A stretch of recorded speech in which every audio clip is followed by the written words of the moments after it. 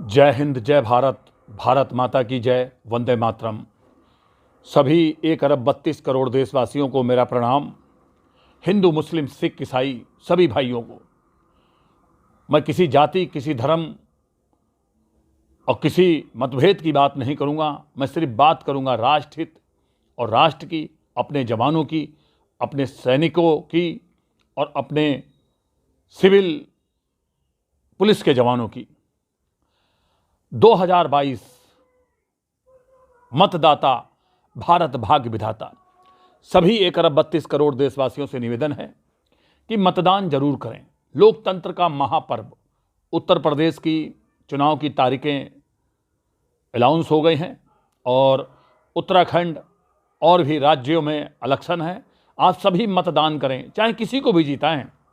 जो अच्छा काम करे उस व्यक्ति को लाइक करना चाहिए, उस व्यक्ति को जिताना चाहिए और उस व्यक्ति के बारे में सोचना चाहिए जो जनहित के कार्य करें। मगर मैं आप सबसे निवेदन करता हूं, मैं आप सबसे निवेदन इसलिए करना चाहता हूं क्योंकि शायद आपको सबको एक ही पीड़ा है, हमारे आर्मर्ड फोर्स के जवानों की। क्योंकि मैं तान सिंह, आप सब जानते होंगे, सोशल एक्टिविस्ट और सोशल मीडिया के माध्यम से मैं ही अपनी बात को रखता हूं और अपनी बात को कहता हूं। मैं सोशल मीडिया ही एक सबसे बड़ा मीडिया है, बाकी तंत्र तो मेरे ख्याल से बिक चुका है और कोई भी हकीकत की बात को नहीं कहता, सब बातों को छुपाते हैं। सोशल मीडिया के माध्यम से आजकल जनता जागरूक होती है और जनता को बहुत सारी चीज़ों के बारे में पता चलता है।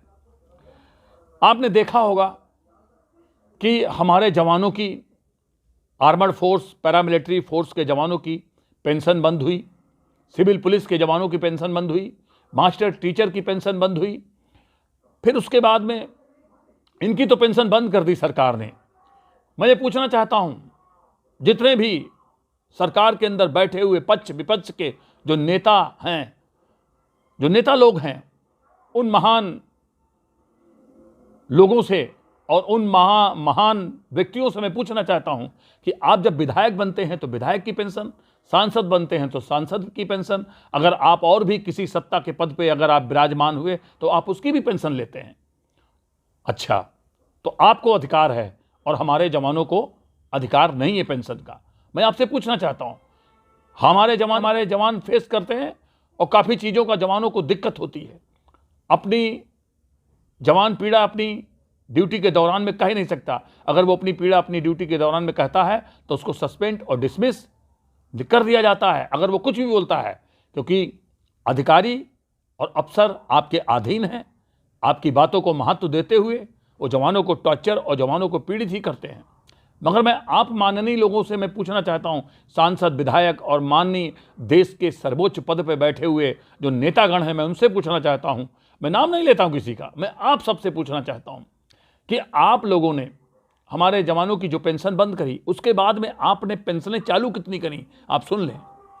आपने सबसे पहले किसान पेंशन, विधवा पेंशन, रिक्शे वाले को पेंशन, मजदूर को पेंशन, व्यापारियों को पेंशन, रेड़े ठेली वालों को पेंशन, आपने जब इतनी सब स्कीमें सब चालू करी हैं और इतनी सब पेंशन लोगों को देने का वादा कर रहे हैं, जब हमारा जवान रिटायरमेंट होता है 60 साल नौकरी करने के बाद में, पूरी सर्विस करने के बाद में, पुलिस का जवान जब रिटायरमेंट होता है, मास्टर टीचर जब रिटायरमेंट होता है और जितने भी कर्मचारी हैं सरकार के, राज्य सरकार के और केंद्र सरकार के, वो जब रिटायरमेंट होते हैं, इसमें रेलवे, बैंक सब आता है टोटल, उसमें उनको पेंशन क्यों नहीं है?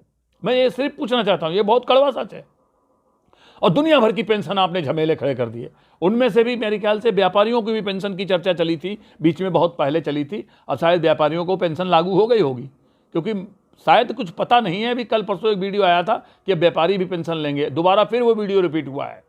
किसान पेंशन लेंगे और क्या बोलते, रिक्शे वाले पेंशन लेंगे, रेडी वाले पेंशन लेंगे, मजदूर पेंशन लेंगे, यानी कि सब पेंशन लेंगे। हमारे जवान पेंशन नहीं लेंगे और हमारे मास्टर टीचर पेंशन नहीं लेंगे, जो सरकार की सेवा करते हैं, देश की सेवा में ड्यूटी करते हैं और देश के नागरिकों की सेवा करते हैं।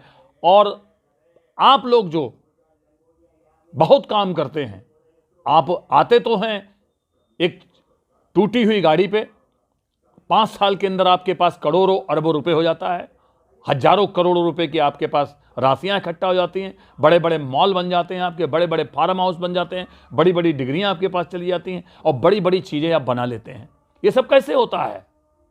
क्या एक नेता इतना कमाता है? मैं पूछना चाहता हूं। मैं माननीय भारत के प्रधानमंत्री माननीय नरेंद्र मोदी से मैं सिर्फ इतना कहना चाहूँगा अपनी बात के माध्यम से कि आप अभी वर्तमान समय में प्रधानमंत्री जी हैं। मैं आपको बार बार प्रणाम करता हूं, हृदय से मैं आपको नमन करता हूं, क्योंकि मैं आपको बहुत अच्छा मानता हूं। आप सिर्फ इतना क्यों नहीं लागू कर देते हैं, जो मेरी संपत्ति है वो भी सरकार की संपत्ति, और जो अरबपति की संपत्ति है वो भी सरकार की संपत्ति, जो आपकी है सब सरकार की संपत्ति। सारे लोग देश के लिए क्यों नहीं काम करते हैं? भारत के लिए क्यों काम नहीं करते हैं? राष्ट्र के लिए क्यों काम नहीं करते हैं? राष्ट्र को समर्पित क्यों नहीं होते हैं? सब ये क्यों कहते हैं ये मेरी संपत्ति है, ये मेरा है, ये मेरा? कोई नहीं, किसी का नहीं। आप एक ऐसा सिस्टम लागू करवा दीजिए महोदय, प्रधानमंत्री जी से मेरा निवेदन है कि कोई किसी का कुछ नहीं, सब भारत की संपत्ति है, सब देश की संपत्ति है।